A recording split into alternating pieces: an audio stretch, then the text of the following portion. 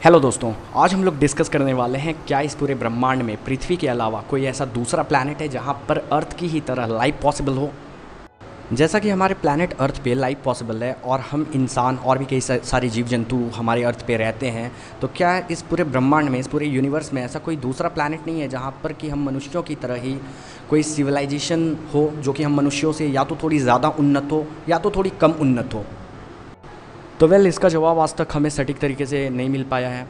तो हम लोगों का जो भी क्षमता है, हम लोगों का जो भी पोटेंशियल है, उस हिसाब से हम लोगों ने बस अब तक इतना पता लगा पाया है कि भाई अर्थ ही इकलौता ऐसा प्लैनेट है जहाँ पे कि लाइफ पॉसिबल है। तो क्या यह थ्योरी सही है?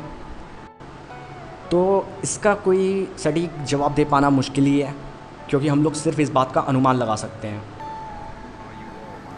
तो हम कह सकते हैं कि कुछ पॉसिबिलिटीज़ हैं कि कोई ऐसा प्लैनेट हो सकता है जिस पे लाइफ पॉसिबल हो।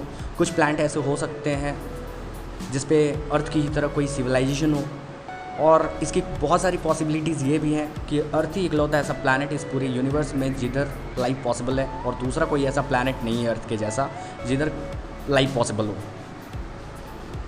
तो आप कह सकते हो कि इस पूरे यूनिवर्स में अर्थ ही एकमात्र ऐसा प्लैनेट है, या फिर अर्थ के जैसे बहुत सारे प्लैनेट हैं जहाँ पर लाइफ पॉसिबल है, या फिर अर्थ के जैसे मिलियंस ऑफ प्लैनेट है, अनंत प्लैनेट है ऐसे हैं जहाँ पे कि लाइफ पॉसिबल है और नहीं भी। इस बात की आप सिर्फ पॉसिबिलिटीज़ लगा सकते हो और कुछ नहीं। इस थ्योरी पे अगर मैं अपनी राय दूँ तो मुझे इस बात की ज़्यादा संभावना लगती है कि इस पूरे यूनिवर्स में अर्थ की तरह ऐसे बहुत सारे प्लैनेट हैं जहाँ पे अर्थ की तरह ही लाइफ पॉसिबल है। इस पूरे यूनिवर्स में ऐसे बहुत सारे प्लैनेट होंगे जिस पे अर्थ से भी ज़्यादा एडवांस्ड सभ्यताएं होंगी, और इस पूरे यूनिवर्स में ऐसे कई प्लैनेट्स ऐसे भी होंगे जहाँ पे अर्थ से कम एडवांस्ड सभ्यताएं भी होंगी, और यह इतनी एडवांस्ड होगी जिसके सामने हमारे अर्थ की सभ्यता उसी प्रकार से है जिस प्रकार से हमारे सामने चींटियों की सभ्यता है, जिसको इंसान कभी भी ख़त्म कर सकते हैं, लेकिन बस उनको वो ज़्यादा तवज्जो नहीं देते। हम इंसान सोचते हैं कि भाई साहब ये चींटियाँ क्या करेंगी, बहुत से बहुत अपने लिए, अपने रहने के लिए चींटियों का टीला बनाएंगी। हमें कभी भी चींटियों से किसी भी तरह का कोई ख़तरा महसूस नहीं होता है। उसी तरीके से क्योंकि हम उनके सामने बहुत ज़्यादा एडवांस्ड हैं। हमें लगता है ये क्या करेंगे, बहुत से बहुत अपने लिए टीला बनाएंगे, ये कौन सा किसी कॉन्टिनेंट पे जाके अपना कब्जा कर लेंगे। हमें बस इनसे इतना ही खतरा रहता है। उसी तरीके से वो सभ्यता इतनी एडवांस्ड होंगी, उनके सामने हम इन्हीं चींटियों के जैसे होंगे। उनको लगता होगा कि यार ये बहुत से बहुत क्या करेंगे, ये बहुत से बहुत जाएंगे, स्पेस स्टेशन बनाएंगे, मार्स पे जाएंगे, बहुत से बहुत मून पे जाएंगे, ये कौन सा किसी प्लैनेट पे जाके कब्जा कर लेंगे। और वो सभ्यता हमें ज़्यादा तवज्जो नहीं देती होगी, क्योंकि उनको हमसे कुछ खतरा लगता ही नहीं होगा, वैसे ही जैसे हमें चिड़ियों से कोई खतरा नहीं लगता है। और ऐसे भी कई सारे प्लैनेट्स होंगे जहाँ पे कि अर्थ से 1000 टाइम्स कम एडवांस्ड सभ्यता होगी। ये इतनी कम एडवांस्ड होगी कि शायद इन पे कभी किसी और सभ्यता की नज़र भी ना पड़े। तो इसमें दोनों तरह की पॉसिबिलिटीज़ मुझे लगता है। अब आप यह सोच रहे होंगे कि मैं ऐसा अनुमान क्यों लगा रहा हूँ। तो दोस्तों आप सोचो, सूर्य एक तारा है, तो जैसा कि हम जानते हैं सन एक स्टार है, और हमारे सन का एक परिवार है जिसे हम लोग सोलर फैमिली के नाम से जानते हैं, और इस फैमिली का हेड है सन, और इसके मेंबर्स कौन है? तो प्लैनेट हैं, और कुछ ड्रब प्लैनेट हैं, और भी कई सारे हेवनली बॉडी है।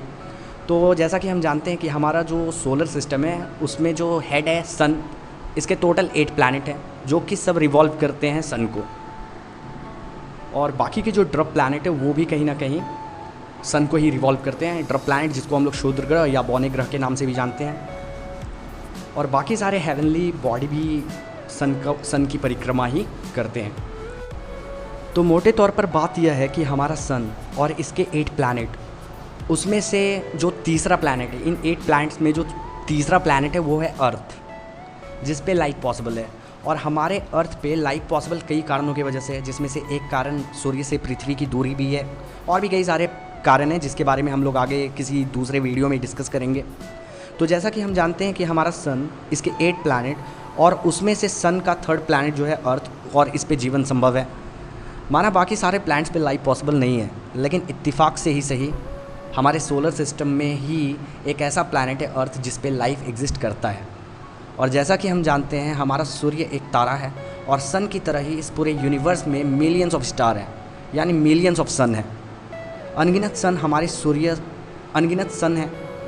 अब चूँकि अनगिनत सन है तो उनके अपने प्लैनेट्स भी होंगे और वो प्लैनेट अपने अपने सनों का चक्कर भी परिक्रमा भी लगाते होंगे, जिनमें अनगिनत सन ऐसे होंगे जो कि हमारे सन से साइज़ में कई गुना बड़े होंगे, और अनगिनत सन ऐसे भी होंगे, अनगिनत सूर्य ऐसे भी होंगे जो कि हमारे सूर्य से साइज़ में कई गुना छोटे होंगे, और कई सूर्य ऐसे होंगे जो कि हमारे सूर्य से साइज़ में बिल्कुल सिमिलर होंगे।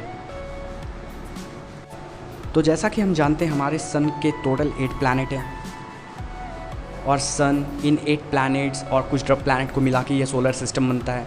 वैसे ही इस यूनिवर्स में बहुत सारे सन हैं, सबके अपने खुद के प्लैनेट्स होंगे जो कि उन सारे अपने अपने सन को रिवॉल्व करते होंगे, और सबका अपना अपना सोलर सिस्टम होगा या सोलर फैमिली होगा, जिसे हम सौर परिवार के नाम से भी जानते हैं।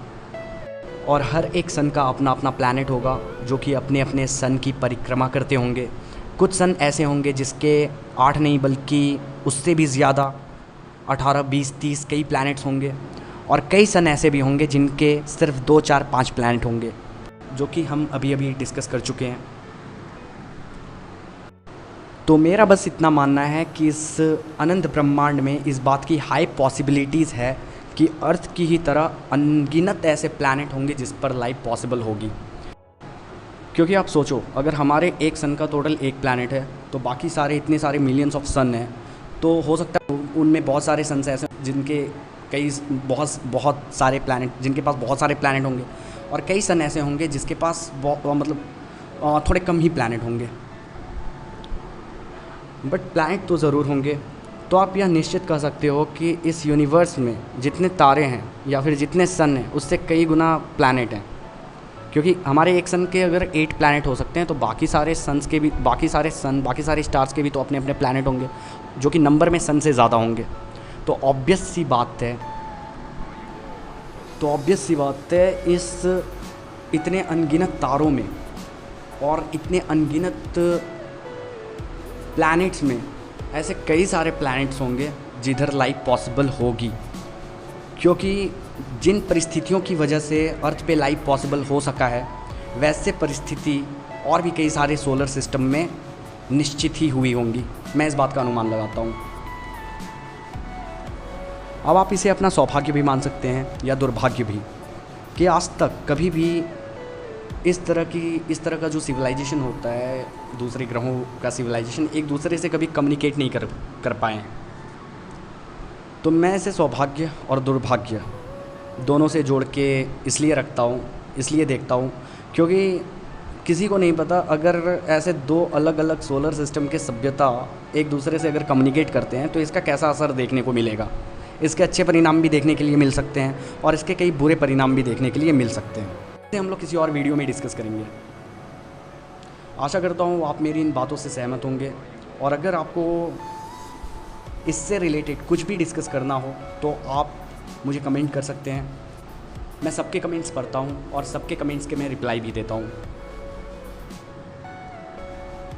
तो आशा करता हूँ आपको यह वीडियो पसंद आया होगा। तो अगर आपको यह वीडियो पसंद आया तो आप इस वीडियो को लाइक करें, हमारे चैनल एग्ज़ाम प्रिपरेशन को सब्सक्राइब करें और इस वीडियो को ज़्यादा से ज़्यादा शेयर करें। धन्यवाद।